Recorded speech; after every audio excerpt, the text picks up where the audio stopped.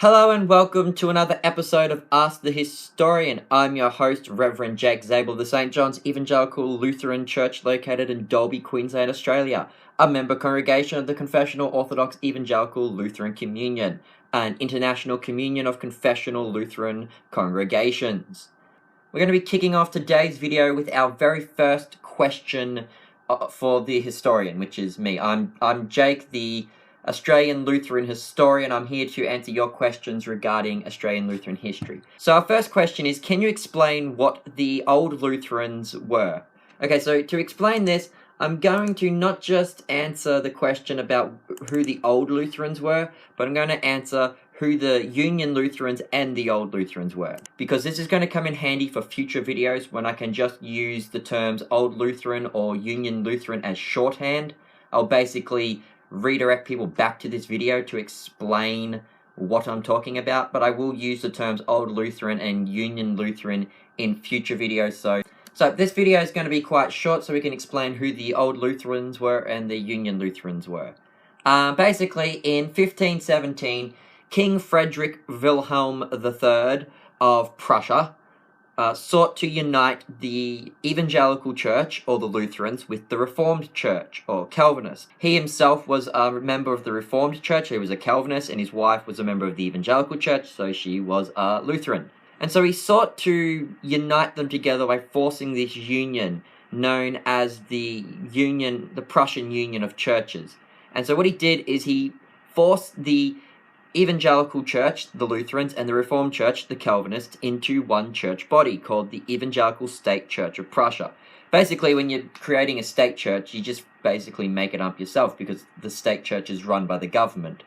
And this is commonly known as the Union Church. The official name is the Evangelical State Church of Prussia, but people know it as the Prussian Union Church.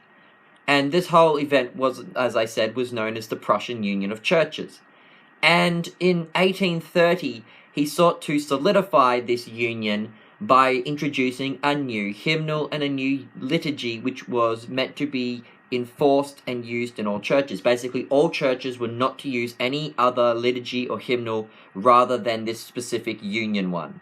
Now, the problem was that the divine service, the liturgy in this hymnal, used the Calvinist symbolic view of the Lord's Supper in the Holy Communion service. So it actually deliberately kind of had things that showed that if you use this thing, you were teaching symbolism. So this hymnal specifically used language that made it clear that the Lord's body and blood was not really present in the bread and wine of Holy Communion. This wasn't just some kind of hymnal where the language was vague or just used the words of institution and left it up to the individual pastors to decide what that meant. This was actually specifically saying that this isn't the Lord's body and blood. I haven't got a copy in front of me, and if I did, it'd be in like old German, so I wouldn't be able to read it. But the language used in it was specifically teaching the Calvinist view of the Lord's Supper. And so the Lutherans didn't want to support this. And so what you had was this event in 1835 when a bunch of Lutherans started protesting, and this is what is known as the Old Lutheran Schism.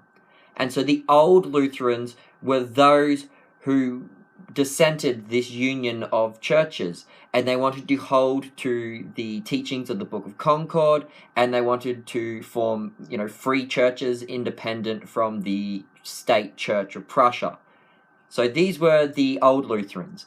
The other people were known as the Union Lutherans. These were people who supported the Prussian Union of Churches and who held to all this new kind of Lutheran mixed with Calvinist doctrines. So they were more Lutherans/Calvinists, Calvinist Lutherans. When I say Calvinist Lutherans, I'm using that in kind of a broad use because some of them were also Arminians. So for those who don't know about the Arminian Calvinist split, that's to do with whether you believe in double predestination or decision theology. So there were people in the Union Church that were Arminians and not Calvinists. Basically, they were Reformed Lutherans, and by that I mean they were Lutherans that had been mixed with the Reformed churches, as in Calvinists and Arminians. So they're kind of like Baptist Lutherans, if that makes sense for modern people. And so those were the two groups. There was the old Lutherans who protested the Prussian Union and wanted to hold to proper confessional Lutheranism, and then there were the Union Lutherans, those who were basically Lutherans mixed with Baptists, to, again, use a modern example. I don't think the Baptist church was necessarily around at that stage. What happened to all these groups? Well, actually, they all spread eventually, but originally you had the old Lutherans, and they immigrated to places like America and Australia. Some of the most famous old Lutherans to come to Australia were Pastors Carville and Pastor Fritzer. They're bound to come up in later videos. They're important people to the history of Australia. You also had people like Walther, and that were old Lutherans who went to America, and mainly America and Australia. Old Lutherans went to other countries, but the main places where they really bloomed and grew the Lutheran Church was the United States of America and Australia. And eventually Union Lutherans would come here too. I'm not really sure about the Americas, but a lot of Union Lutherans moved to Australia, especially when there was immigration to Australia. A lot of Union Lutherans came to Australia for reasons other than theology. They came here for reasons of economics, farming, trade, just generic immigration when Australia was trying to populate the continent. So basically, I hope that answers the question and explains who the old Lutherans were and the Union Lutherans were. I've been your host, Reverend Jake Zabel, the Australian Lutheran historian. Thanks for watching, goodbye, and God bless.